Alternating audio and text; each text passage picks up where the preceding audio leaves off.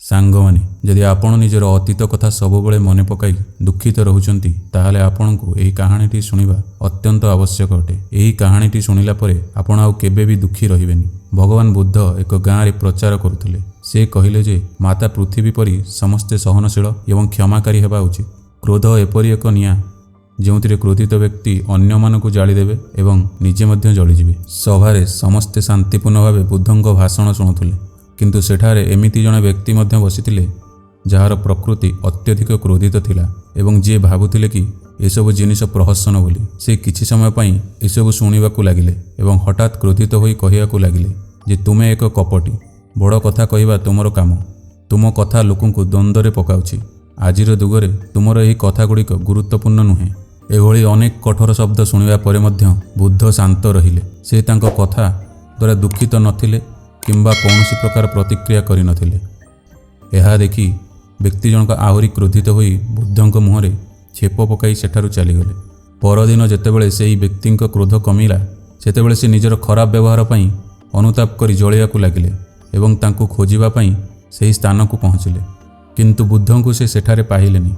बुद्ध से दिन निज शिष्य मानक सहित निकटस्थ एक गाँ को जाइथिले। व्यक्ति जनक बुद्धंक विषय पचरा उचरा करी बहुत स्थान खोजिले एवं खोजुथिबा समय से बुद्ध जोंठारे प्रचार करुथिले सेही स्थान रे पहुँचिले। से तांकु देखिबा मात्रे तांको पाद तळे पड़ी कहिले, हे प्रभु मते क्षमा कर। बुद्ध पचारिले, तुमर कौन हैला, आपण क्षमा काहेकि मागुचंती?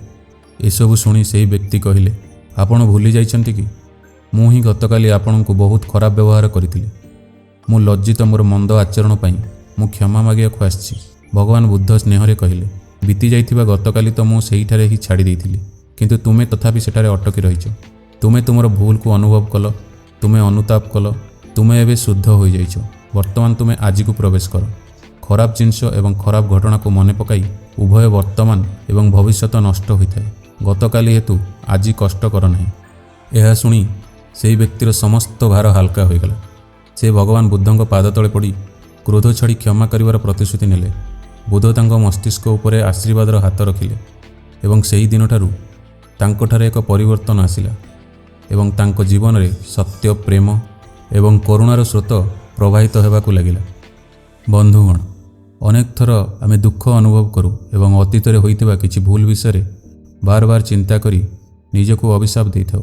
भूल करिथिबा अनुताप कला परे आमे एहाकु पुनरावृत्ति केबे न करिवा पई शपथ नेबा एवं एक नूतन शक्ति सहित वर्तमान को दृढ़ करिवा पई संकल्प करिवा उचित। यदि आपण भी आम वीडियो किछि शिखुचंती ताहाले एमिति अधिक मोटिवेशनल वीडियो पई आम चैनल को सब्सक्राइब करंतु।